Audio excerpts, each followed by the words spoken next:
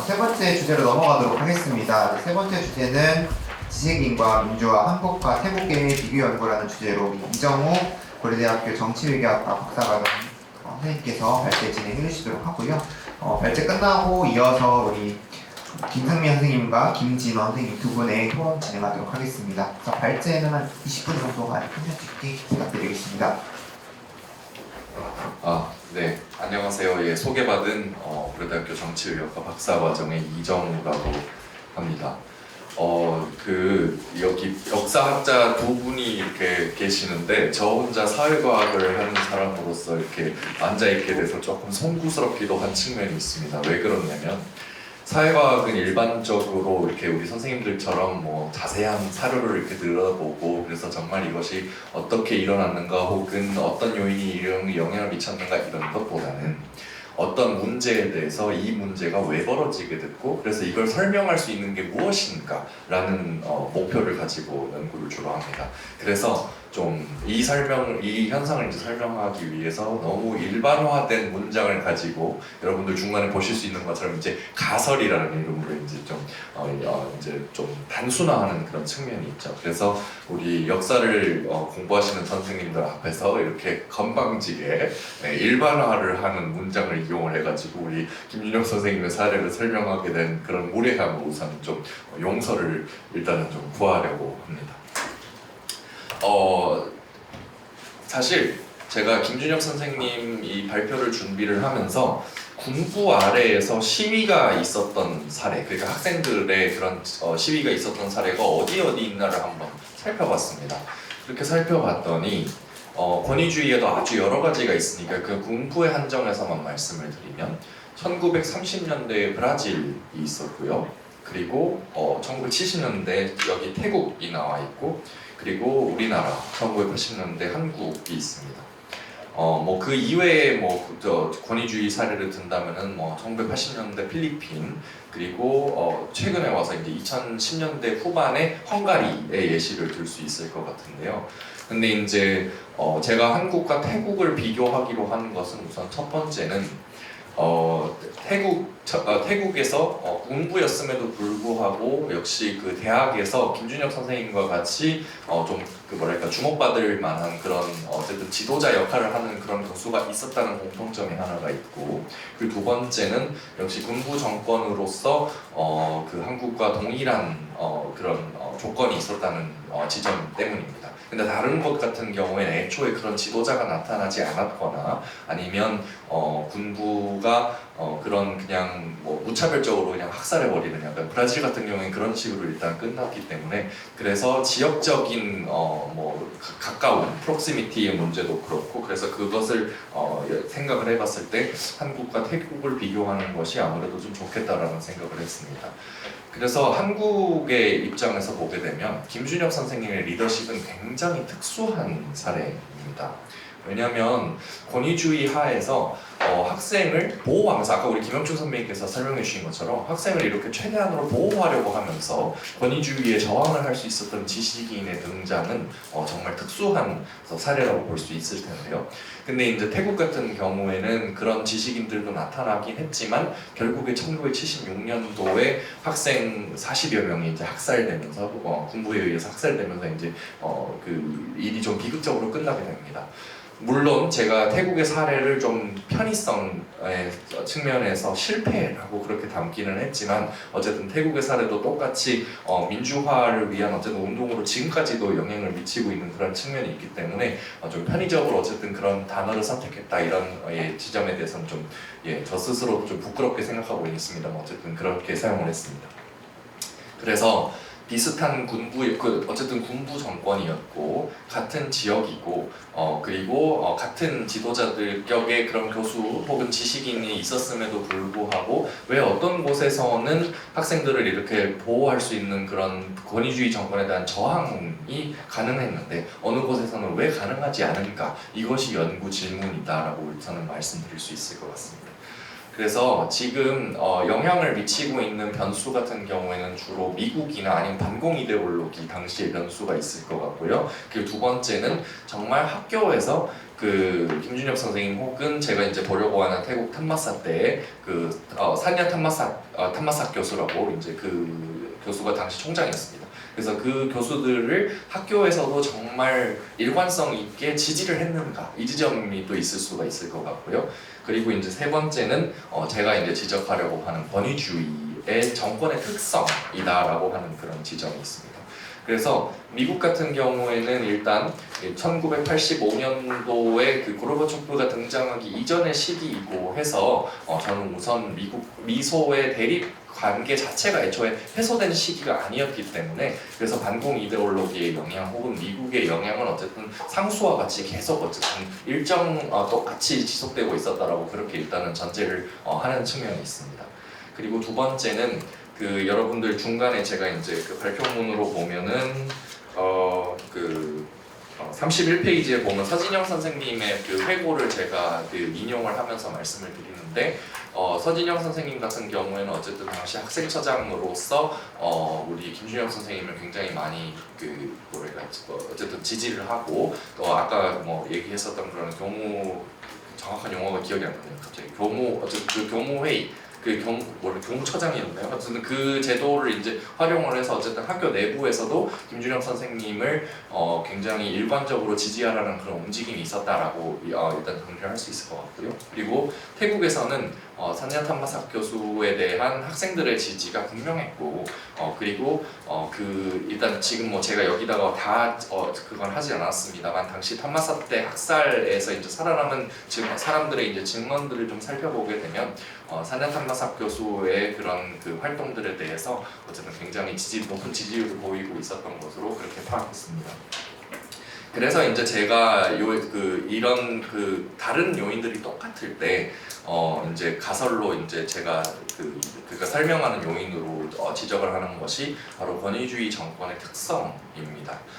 왜냐면 태국 같은 경우에는 사실 군부가 집권을 하고 있었지만 군부가 아까 우리 정준수 선생님께서 왜 그 권위주의의 세 가지 필러 중에서 하나가 정당성이라고 말씀을 해주셨는데 근데 그 중에 하나가 이제 그 태국 군부는 왕실을 통해서 정당성을 늘 확보를 해왔다라고 하는 그런 측면이 있고요. 그리고 한국 군부 같은 경우에는 사실 쿠데타로 정권을 잡았기 때문에 그 당시에 굉장히 정당성이 어쨌든 부족했다라고 할 수 있습니다. 그래서 태국 군부 같은 경우에는 뭐 사실 굳이 다당제 선거라든지 이런 것을 열 필요도 없었고 시민사회를 뭐 굳이 뭐 할 필요도 없었습니다. 왜냐면 그 당시에 왕실의 그 개입 자체가 뭐 괜찮다 입헌군주제로 1932년에 그렇게 전환을 했음에도 불구하고 지금까지도 태국 왕실이 어쨌든 그런 군부를 통해서 좀 이렇게 뭐랄까요 군부가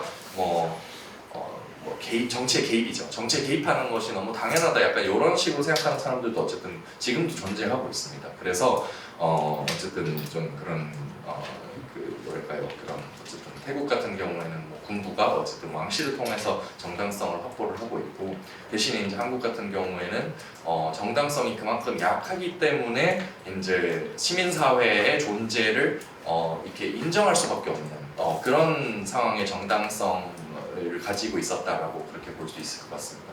그래서 결국에는 그 정당성의 결여가 그 권위주의 사회로 하여금 결국에는 그 지식인들에 대해 왜냐하면 지식인을 포섭을 사실을 해야 그 정당성이 살아날 수 있는 것인데 그럼 결국 지식인을 포섭을 해야 된다는 것은 지식인들이 그만큼 자율성을 또 갖게 될 수도 있는 그런 이중적인 측면이 있었다라고 하는 것이 포인트입니다. 왜냐하면 태국 왕실이나 군부 같은 경우에는 그냥 마음에 들지 않으면 자경단이나 아니면은 뭐 콰지 밀리터리 그러니까 그 파라밀리터리 준군사 조직 혹은 뭐 군사 조직 뭐 이런 걸로 동원해가지고 그냥 밀어버리면 되는데 한국 같은 경우에는 어쨌든 이쪽에서 계속 이런 식으로 저항이 오게 되면은 이건 좀 위험하겠는데? 라는 이제 인식을 애초에 군부가 갖게 된다는 겁니다. 그래서 이제 좀 어느 정도 지식인들도 군부와의 그런 좋게 말해서는 상호작용이 있고 우리 김준열 선생님이 보여주셨던 어쨌든 그런 저항 이라고 하는 그런 측면으로 어쨌든 연결이 될 수 있을 것 같습니다. 그래서 제가 이제 일반적인 아까 말씀드렸던 그런 건방진 일반화를 위한 문장을 이제 가설어로 표현을 해보면 일단 첫 번째는 정당성의 확보가 부족한 권위주의 정권에서는 지식인이 절차적 정당성을 이유로 저항할 수 있는 공간이 커진다는 것입니다. 그러니까 결국 물론 군부에서는 뭐 지식인들로 하여금 빨리빨리 이거 학교에서 자의적으로 이거 처리하시오 이런 식으로 얘기할 수 있지만 그것을 막기 위해서 지식인은 계속 절차적으로 난 이게 절차적으로 정당성의 확보가 되지 않는다면 우리는 그렇게 징계할 수 없다 이런 식으로 이제 계속 저항할 수 있는 그런 공간이 생긴다는 것이죠. 근데 이제 두 번째로 가설의 두 번째는 정당성의 확보가 용이한 권위주의 정권에서는 학생운동을 자의적으로 해석을 해서 정권의 안녕에 방해가 된다고 생각을 하면 탄압을 하겠죠. 그리고 학생운동과 함께 지식인도 당연히 탄압된다라고 한다는 지점, 이게 두 번째 가설이 되겠습니다. 그래서 그 사례 연구에서 이제 첫 번째 김준엽 선생님의 사례를 이제 좀 검토를 해보면 이제 제가 읽으면서도 조금 아쉬운 것은 정말로 그 당시에 그 민정당 그 당직자들도 그렇고 정부에서도 그렇고 정말 우리 김준엽 선생님의 이런 말을 어떻게 생각했는지를 파악할 수는 없었다는 지점이 솔직히 조금 아쉬움으로 남긴 합니다. 왜냐하면 그거는 제가 뭐 국정원 혹시 취직하거나 뭐 이런 거는 빼낼 수 있을지는 모르겠지만 지금은 어쨌든 그 지점은 아쉽기는 하지만 어쨌든 제일 중요한 지점.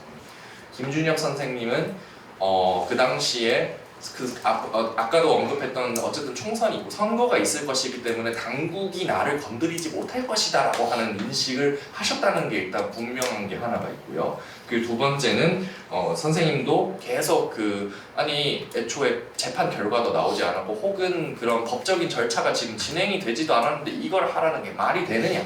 라고 하면서 이제 직접적으로 문교부와 그리고 어쨌든 그 장정 5권에 나오는 걸 보면 어쨌든 3권 그죠 장정 3권에 나온 걸 보면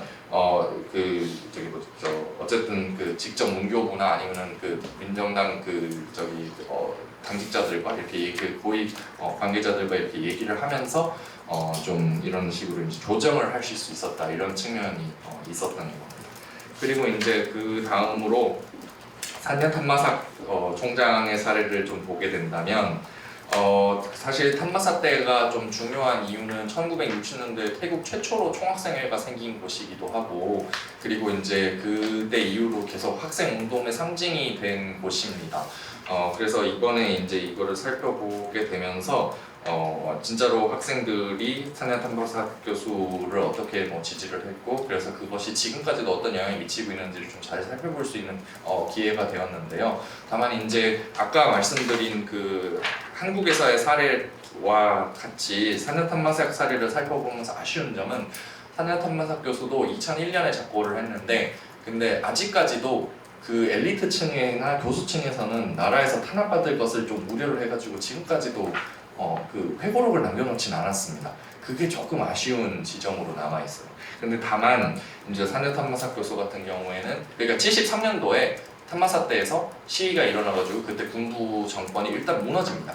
그래놓고 75년도까지 이제 민주주의 기간이 살짝 지속이 됐지만 어쨌든 왕실이 있기 때문에 또 왕실 같은 경우에는 그때 학생 사회가 살아나는 것을 두려워해가지고 그때 망명 나가라 이렇게 지시를 했던 그 군부를 다시 74년에 막 불러들이고 이러거든요. 그러니까 학생 사회는 어쨌든 계속 73년부터 75년도까지 탄마사 때에서 계속 시위를 지속해 왔습니다. 근데 이제 왜냐면은 왕실 존재하기 때문에 어쨌든 민주화가 진행된 게 완전히 진행된 게 아니었기 때문이기도 하고요. 그래서 그때 이제 그 산야 탄마삭 교수를 73년에 총리로 그때 국왕이 임명을 하고 그러고 이제 쭉 연결이 되는데 그래서 탄마삭 교수 같은 경우에 이제 학생들과 직접적으로 이야기하기 위해서 직통 전화도 개설하고 학생회장들과 직통 전화도 개설하고 그리고 그 뒤에 학생들이 이제 안전하게 시위할 수 있는 그런 방향으로 이제 좀 지지를 할 수 있게 환경을 이런 조성을 해줬던 것이죠. 그런데 그럼에도 불구하고 이제 74년도부터 태국 사회당 물론 태국 사회당 때문만은 아닙니다만 애초에 학생 운동 자체가 이제 민주화를 요구를 하고 그리고 왕실 폐지화 이제 요구를 하고 그러면서 이제 점점 과격화되는 측면이 있고요. 왜냐면 애초에 그러니까 지금 학자들 같은 경우에 뭐라고 얘기하고 있냐면 사회당이나 태국 공산당의 등장이 그것이 태국 왕실을 자극했다라고 하는 그런 증거는 사실 지금까지 발견되고 있지는 않습니다. 그러니까 결국은 왕실 자체가 혹은 그 왕실과 결탁한 군부가 학생 운동을 어쨌든 부정적으로 바라봤기 때문에 76년도에 그런 결과가 나타날 수밖에 없었다라고 그렇게 말씀을 드릴 수 있을 것 같습니다. 그래서 어쨌든 그 사녀탐마사 교수 같은 경우에는 계속 학생들과 이렇게 교류도 하려고 하고 그리고 계속 어쨌든 시위를 안정적으로 할 수 있는 그런 거를 만들어 주려고 했으나 결국 왕실과 그 결탁한 군부가 그 학생 시위에 대해서 어쨌든 뭐 자신의 뭐 이익 방어라든지 혹은 이런 거에 긍정적으로 보지 않았기 때문에 결국에는 76년에 탐마사 학살이라고 하는 그런 결과로 이렇게 사건이 비극적으로 마무리가 될 수밖에 없었다 이렇게 정리할 수 있을 것 같습니다. 그래서 지금 이제 제가 좀 정리를 하자면 우선 기존 정치학 이론에서 특히 이제 군부가 어떻게 민주화로 이행하는가 뭐 이런 것을 보게 되면 주로 이제 엘리트, 그러니까 군부 내 엘리트 간의 균열이 있지 않는 이상 뭐 변화는 있을 수 없다라고 그렇게 얘기하는 경우도 많고, 그리고 두 번째는 뭐 이명백생 정의가 이명백생 같은 경우에는 뭐 군부와 뭐 시민사회의 대립, 그러니까 이분법적으로 이제 좀 바라보는 그런 측면이 있죠. 근데 이제 김준혁 선생님 같은 지식인층 같은 경우에는 또 그냥 시민사회와는 다르게 어쨌든 저항을 하면서 동시에 상호작용을 하는 그런 분이기 때문에 어쨌든 좀 특별한 위치를 점유하고 있다라고 그렇게 볼 수 있을 것 같고, 그래서 이내영 선생님이 유신 체제 동학을 이제 분석을 할 때 좀 이렇게 꼭 그런 시민사회와 그런 독재자 간의 혹은 독재 정권 간의 그런 그 대립뿐만 아니라 이제 다른 행위자들도 바라봐야 된다고 하는 그런 측면을 좀 부각시킨 게 있었거든요. 그래서 저도 이제 이내영 선생님의 그런 시각을 좀 받아들여서 어쨌든 이런 80년대 혹은 그 권위주의 정권에서의 그런 지식인의 역할 이런 지점에 대한 점을 좀 더 다양하게 바라볼 수 있지 않을까라는 지점에서 일단은 말씀드리겠고요. 그리고 두 번째는 일단 이 태국 물론 이제 이것이 전부 다 뭐 세계에서 있는 그 군부 아래에서의 학생 시위, 그리고 이것이 어떻게 성공할 수 있고 그 지식인이 어떻게 영향을 미칠 수 있고 이런 것에 대한 일반화 자체는 어쨌든 불가능하다는 지점은 너무 한계로 남을 것 같습니다. 어쨌든 제가 뭐 일반화를 하려고 어쨌든 이 문장을 만들긴 했지만 모든 사례를 한꺼번에 검토를 한 것은 아니고 제가 못 본 사례들도 많을 수 있으니까요. 그래서 이 지점에 대해서 좀 앞으로 많이 보완을 하고 해서 어쨌든 연구를 계속 좀 지속을 해나가고 싶다 그런 생각을 가지고 있습니다. 네, 제 발표 이상으로 마치겠습니다.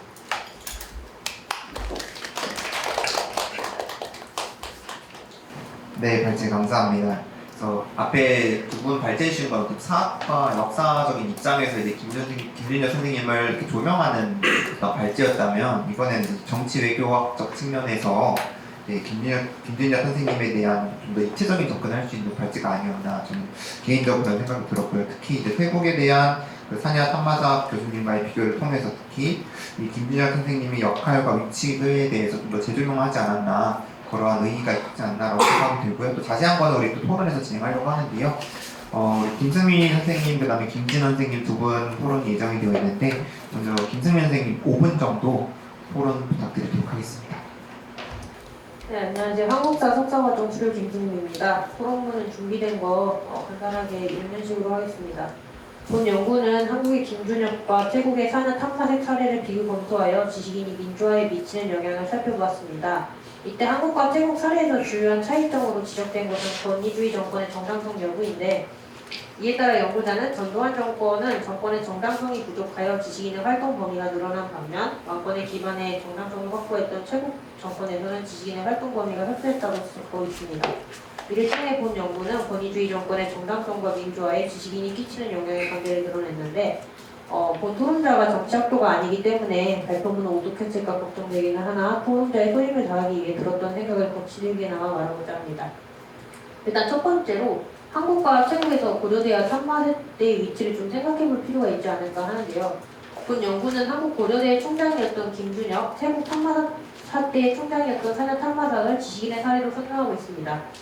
해당 지식인들이 지식인으로서 소임을 다하고 이 소임이 학생운동을 비롯한 민주화운동에 끼쳤던 영향을 파악하기 위해서 고려대와 탐마설대가 한국 태국의 대학에서 차지하는 위상, 그리고 고려대와 탐마설대가 학생운동에서 차지했던 위상을 선행에 정리할 필요가 있지 않을까 생각을 하는데요. 물론 이 지식인들이 사회 전반적으로 영향을 끼쳤을 수도 있지만 본 연구가 지식인의 정의를 대학에서 습득한 지식을 바탕으로 대학생을 교육하며 학문의 발전을 위하여 논문과 저술을 집필하는 집단으로 정의하고 있기에 이들이 몸담았던 대학 그리고 이들이 직접적인 관계를 맺었던 대학생 집단의 위치를 가늠하는 것은 중요한 문제라고 판단됩니다. 이에 고려대와 탐마설대 국간의 위치와 동대학의 학생운동의 주요 인물들을 설명해 줌으로써 지식인의 사례로 김준혁과 탐마설이 지닌 중에서 보충할 수 있을 것입니다. 그리고 두 번째는 일본과도 연결되는 지점이 있는데요. 일본 토론에서는 고려대와 탐마설대가 어떤 위상을 가지는지 질의했었는데 이번에서 질의드리고 싶은 것은 지식인 자체가 차지할 수밖에 없었던 위상이 있는지 하는 것입니다. 본 토론자 생각에는 직접적인 영향을 받는 고려대, 탐마설대의 위상도 중요할 것 같지만 당시 대학 교육을 받는 인구가 얼마나 되었는가가 또 지식인 영향을 파악하는 데 중요한 문제일 수 있다고 생각을 합니다. 고려대뿐 아니라 다른 대학의 학생이더라도 학생운동의 연대를 통해 김준혁 총장의 사례를 학습하고 영향을 받았을 것인데 이 영향의 범위가 커지기 위해서는 대학생의 인원이 어느 정도 보양되어야 할 것 같습니다. 이에 따라 지식인 영향의 공식 판단을 위해서는 당시 한국 태국에서 고등교육을 받던 인구가 얼마나 되었는지 보통의 대학생 영향 중에서 몇 %를 차지했는지 보아야 한다고 생각합니다. 마지막으로 요거는 사실 제가 이 분야를 공부하고 있어서 그냥 쓰게 된 것 같은데요. 본 연구는 미국과 냉전이 변수로 존재한다고 언급을 했으나 미국보다는 권위주의 정권 자체에서 학생운동을 어떤 시각에서 바라보느냐가 중요하다고 주장을 했습니다. 권위주의 정권이 자신의 정당성에 따라 학생운동을 대하는 태도가 달라졌기 때문인데요. 그러나 권위주의 정권의 학생운동에 대한 시각이 권위주의 정권 그 자체에서 기인하는 것인가를 고민해볼 필요가 있습니다.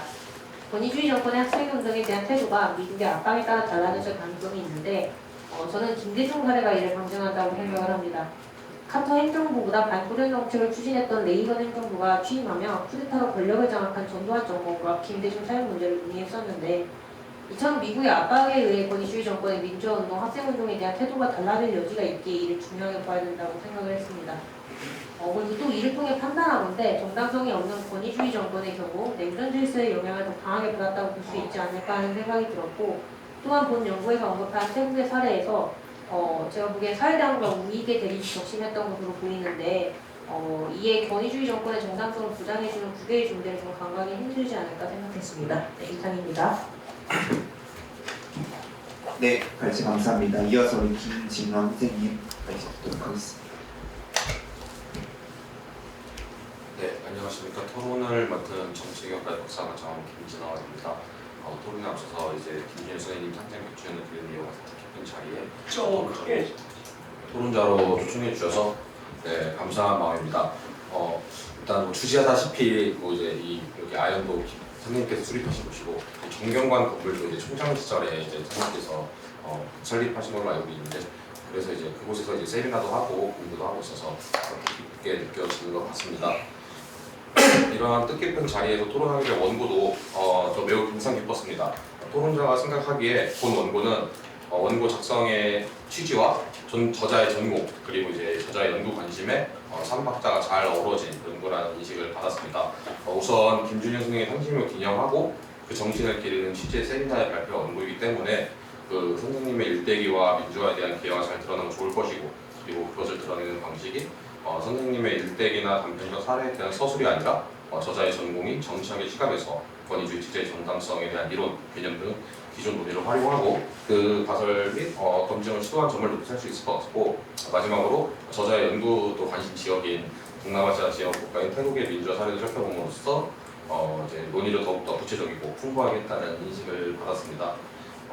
이정욱 박사 후보생의 원고에 대한 본격적인 토론을 시작하도록 하겠습니다. 먼저 본고는 권위주의 정권의 정당성 정도를 주요 변수로 삼고 그에 따른 학생운동과 지식인에 대한 타담 여부를 비교정치, 비교 민주화의 시각에서 설명하고자 하는 연구라고 할 수 있겠습니다.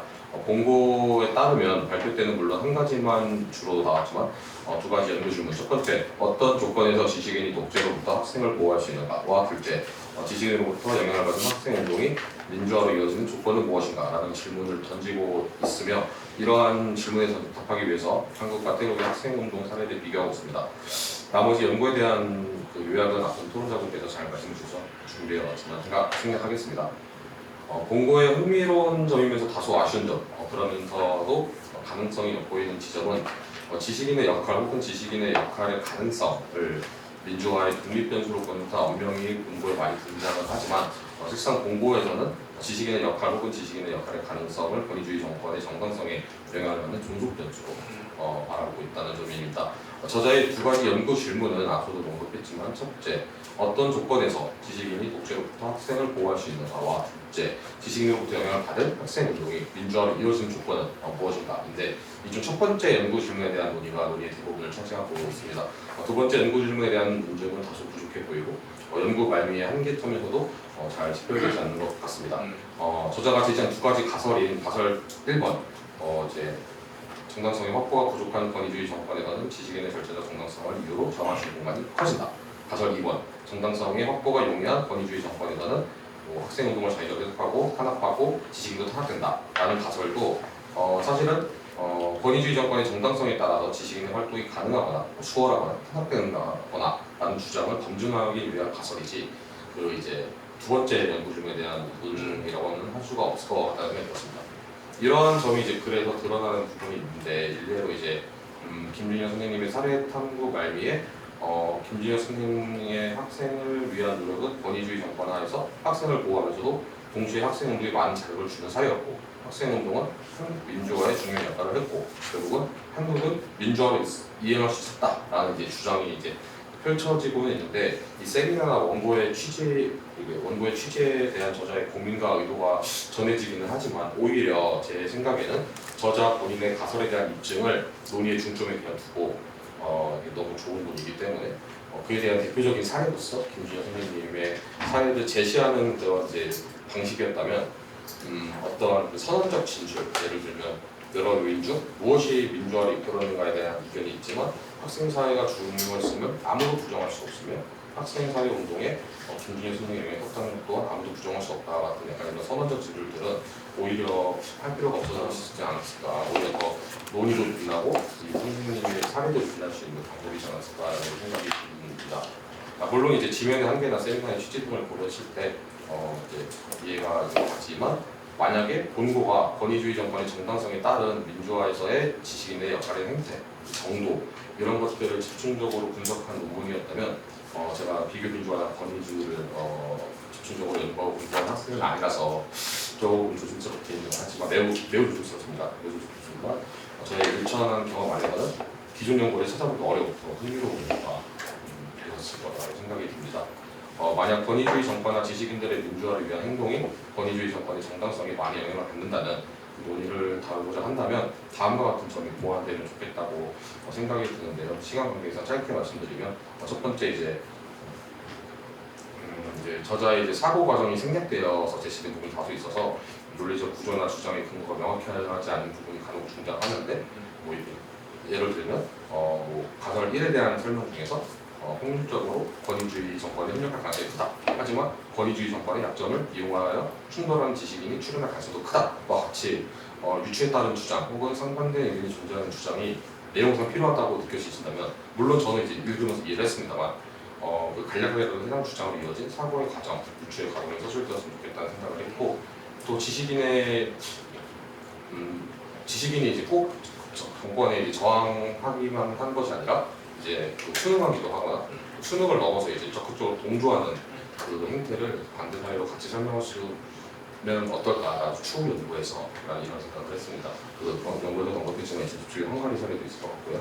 셋째 작은 문제일 수도 있지만 표현 중에서 본문 중에 지식인이 사건의 절차적 정당성을 통해서 권위주의에 저항할 것이다 라고 얘기를 했는데 구체적으로 좀 더 그 절차적 정당성에 대해 설명을 하자면 절차적 정당성을 구축하려는 권위주의 정권의 시도에 대한 거부, 비토의 가능성 이런 것들을 통해서 정권에 저항한다는 표현이 좀 더 맞지 않을까라는 생각이 들었습니다. 왜냐하면 그 본 구절로만 봤을 때는 지식인의 절차적 정당성을 자기가 주요한 거의 유일한 도구로 사용한다는 뉘앙스를 주는데 이거 외에도 이제 자신의 그 권위나 자신의 정당성을 통해서 독재 정권에 이제 저항하는 측면도 있기 때문에 오히려 그렇지만 선거 과정에서 나라 어쩔 수 없을 것이라는 그런 것들을 통해서 정황한다는 점을 봤을 때 이런 표현들은 조금 수정되지 않았다는 생각합니다. 그 외에는 이제 연구를 읽고 또 이제 김정현 의원님의 사례를 보면서 저도 이제 연구자로서 연구자로서 좀 많은 생각을 할 수 있는 그런 좋은 기회 주셔서 감사하다고 말씀 전하고 싶습니다. 감사합니다. 네, 토론 감사합니다. 그래서 저희 지금 남은 시간이 한 5분 정도 있는데요. 플로어에서 질문 있으시면 네, 한 1분 정도 간단하게 질문해 주시고 그리고 나서 종합적으로 플로어랑 그다음 토론자분 관련 답변 이정원 선생님 한 2, 3분 정도 발표 마무리 하는 식으로 해서 오늘 저는 이제 연수대학교 나오고 한 10여 년 전에 우리 대학교에서 언론학 석사했습니다. 정용관이 김진엽 총장 때는 오늘 처음 들었거든요. 그리고 제가 질문하고 싶은 거는 그 신문 며칠 전에 신문 보니까 그 탁신 총리가 이제 들어왔는데 자기 딸이 그 사실상 당 대표로 있는 거기서 그 이제 정권을 잡기 위해서 이렇게 연합해가지고 그 탁신 총리 딸이 그 지도자로 있는 거기 그 하나의 소속 사람이 이제 총리가 될 거라고 얘기하는데 그 사람이 총리가 되면 탁신 총리가 지금 19년 만에 돌아왔던 거예요. 또 깜빵 들어가는데 아마 풀어줄 것이다. 근데 오히려 거꾸로 안 풀어줄 수 있을 거다. 풀어주게 되면 오히려 또 문제가 되니까.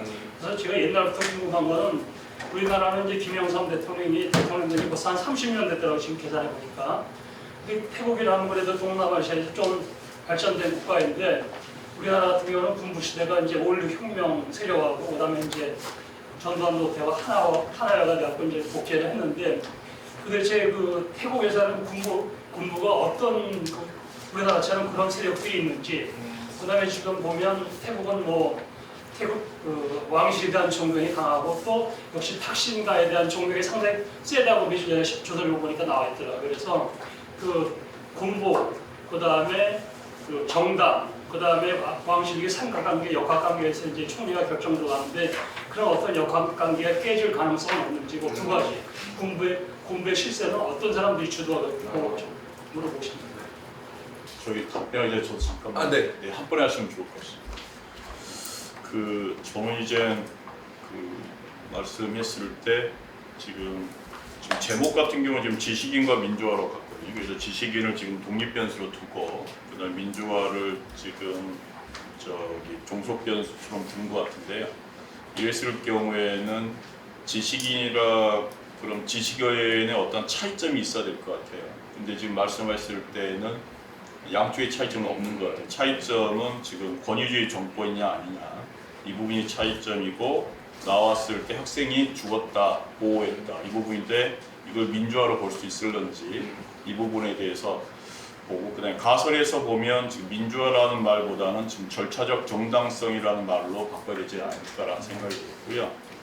그리고 이제 여기서 보면 이제 지식인은 동의를 한데 권위주의의 양태에 따라서 특성에 따라서 민주화의 양태가 변화한다 이런 측면에서 본다면 제목이 권위주의 특성 연구로서 된다고 하면 이론적 배경에 권위주의에 대한 이론적 배경으로 쭉 나와서 이 부분에 대한 민주주의 양태 연구가 없다든지 혹은 지식인이 개입했을 때 양태 연구가 없다든지 이렇게 봐야 될 것 같고요.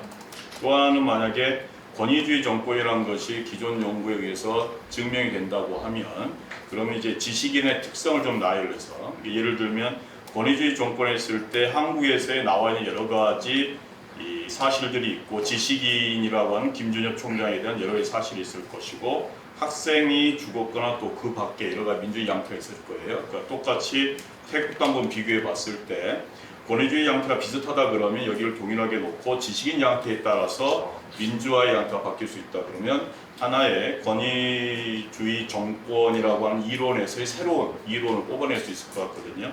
반면에 이제 지식인의 양태는 동일하다 그러면 권위주의 양태에 대한 민주주의 양태 제가 볼 때는 권위주의와 민주주의 관계는 이미 많은 이론이 있을 것 같아요. 그래서 오히려 민주화 이론을 보면 그 안에 절차 정당성이 있을 거고 절차 정당성에 관련된 권위주의 정권의 관련은 없을 거다라는 생각이 들어서 지금 이 논문 같은 경우는 금방 연구 질문에 따라서 한 4가지 이상으로 접근할 수 있어서 굉장히 좋은 인투이션을 줄 수 있는 그런 논문이 아닌가 생각이 듭니다. 이상입니다. 네, 정말 좋은 코멘트 주셔서 너무 감사합니다. 사실 저는 태국의 지금 박사 논문은 그 최근에 2019년도 총선 이후에 나타난 태국의 세대 정치에 관련해서 쓰고 있고요. 지금 준비를 하고 있습니다. 그래서 그것을 공부하면서 1970년대 태국의 학생운동을 연구를 최근 들어서 이제 문헌을 계속 읽게 됐고, 그러다가 이제 김준엽 선생님의 사례를 보면서 이거는 비교를 해볼만 하겠다라는 생각이 좀 들었습니다. 그래서 이제 시작을 하게 된 연구라고 할 수 있을 것 같고요. 그래서 토론자 선생님들 말씀부터 일단은 조금만 드리자면, 우선 김승민 선생님께서 얘기해주신 말씀들 중에서 첫 번째와 두 번째 같은 경우에 정말 많이 동의를 하고 있는 상황이고, 그래서 그 부분 같은 경우는 어쨌든 잘 보완을 하는 것이 논문에 있어서 좀 중요한 지점이라고 생각합니다. 다만 이제 세 번째 미국의 영향력의 측면인데, 이 지점은 아마 지금 제가 알고 있는 한에서도 그렇고 아무래도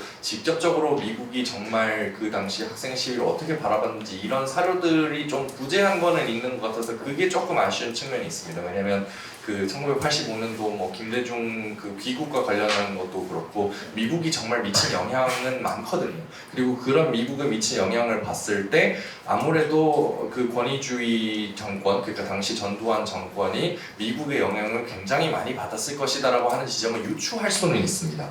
근데 다만 이것이 정말 확인되지 않는 지점들이 많기 때문에 아무래도 이 지점이 조금 어려운 게 있는 것 같고요. 저도 그 지점이 좀 아쉬움으로 남는데 아마 시간이 이 문제를 해결해 주지 않을까라는 생각도 조금 들긴 합니다. 그리고 두 번째는 우리 김진영 선생님께서 말씀하신 것처럼 어쨌든 단어 사용에 있어서는 저도 그 지점에 대해서 지적해 주시는 점은 너무나 감사드립니다. 그래서 그 지점에 대해서 좀 많이 보완을 하고, 저도 어쨌든 엄밀하게 단어를 사용하는 것은 굉장히 중요하다고 보기 때문에 그 지점에 대해서 어쨌든 좀 수정을 해보겠습니다. 그리고 말씀하신 저희 선생님 마지막으로 질문 주신 선생님께서 말씀해 주신 것과 좀 동일한 것 같은데요. 그러니까 결국에는 제목과 좀 가설이 어쨌든 일치하지 않는 부분이 어쨌든 중요하게 남는 것 같은데요. 그 지점에 대해서도 오히려 두 번째 어쨌든 제목을 바꾸고 그리고 조금 더 가설에 어쨌든 조금 더 집중을 해서 제목을 바꾼다면 더 좋지 않을까라는 생각을 어쨌든 저도 오늘 이제 발표를 하면서 하게 됐습니다. 그리고 아까 태국에 관련해서 말씀해주신 선생님 같은 경우에는 우선 이미 탁신 총리의 딸, 그러니까 패텅탄이 지금 있는 파타이당이 우선 이미 정부 수립을, 그러니까 총리 인선을 완료를 했습니다.